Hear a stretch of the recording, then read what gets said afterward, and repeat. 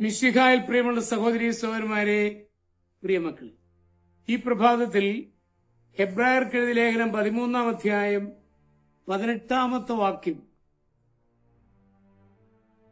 Letter to Hebrews chapter 13 verse 18, എല്ലാ കാര്യത്തിലും മാന്യമായി പെരുമാറുന്നതിന് ആഗ്രഹിക്കുന്ന ഒരു നല്ല മനസ്സാക്ഷിയാണ് ഞങ്ങളുടേതെന്ന ബോധ്യം ഞങ്ങൾക്കുണ്ട്. എന്റെ മനസ്സാക്ഷിക്കനുസരിച്ച് ഞാൻ പ്രവർത്തിച്ചെന്ന് പറഞ്ഞ് നാം പലപ്പോഴും സ്വയം നീതീകരിക്കാറുണ്ട്. പക്ഷെ ഈ വീക്ഷണം എപ്പോഴും ശരിയായിരിക്കണമെന്നില്ല.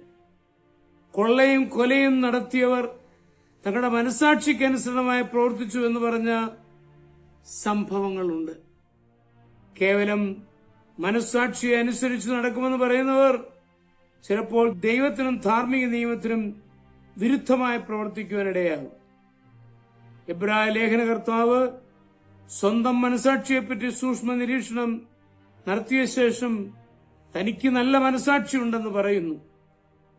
ദുഷിച്ച മനസാക്ഷിയും ലോകത്തിലുണ്ടെന്ന് അതിൽ നിന്ന് വ്യക്തമാണല്ലോ. നന്മയ്ക്കായി പ്രേരിപ്പിക്കുന്ന മനസാക്ഷിയാണ് നമുക്കുള്ളതെങ്കിൽ നല്ല മനസാക്ഷിയാണ് നമുക്കുള്ളത്.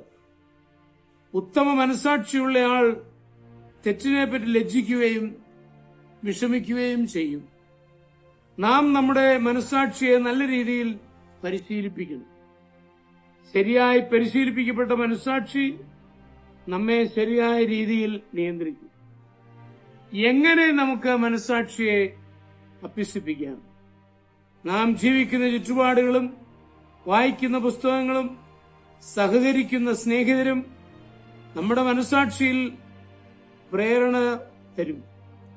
ബഹുഭാര്യത്വവും വിവാഹമോചനവും അനുവദിക്കുന്ന സമൂഹത്തിൽ ജനിച്ചു വളർന്ന ഒരാൾക്ക് അപ്രകാരം പ്രവർത്തിച്ചാൽ മനസാക്ഷിയുടെ കുത്തലുണ്ടാവുകയില്ല. എന്നാൽ ക്രിസ്തീയ സാഹചര്യത്തിൽ ജനിച്ചു വളർന്ന ഒരാൾക്ക് അത്തരം പ്രവൃത്തി നിഷിദ്ധമാണ്. ക്രൈസ്തവ കൂട്ടായ്മയിലും പ്രാർത്ഥനാ ജീവിതത്തിലും വേദപുസ്തക പഠനത്തിലും കൂടെ നമ്മുടെ മനസ്സാക്ഷിയെ പരിശീലിപ്പിച്ചാൽ തക്ക സമയത്ത് അത് നമ്മളെ സഹായിക്കും. ശരിയായി പരിശീലനം കൊടുത്ത് പ്രയോജനപ്പെടുത്തുവാൻ ദൈവം തന്നിരിക്കുന്ന ഉപാധിയാണ് മനസ്സാക്ഷി. ഫോംഡ് കോൺഷ്യൻസ് എന്ന് നമ്മൾ പറയും. രൂപവൽകൃതമായ മനസ്സാക്ഷി നമുക്കുണ്ടാവണം. അതിനായി നമുക്ക് പരിശ്രമിക്കാം. നമ്മുടെ കർത്താവ് ഈശോ മിശിഹായുടെ കൃപയും പിതാവായ ദൈവത്തിന്റെ സ്നേഹവും പരിശുദ്ധാത്മാവിന്റെ സഹവാസം പരിശുദ്ധ അമ്മയുടെ മധ്യസ്ഥതയും നിങ്ങളെല്ലാവരോടും കൂടി ധാരാളമായിട്ടുണ്ടാവും. എപ്പോഴും എപ്പോഴും എന്നേക്കും. ആമേൻ.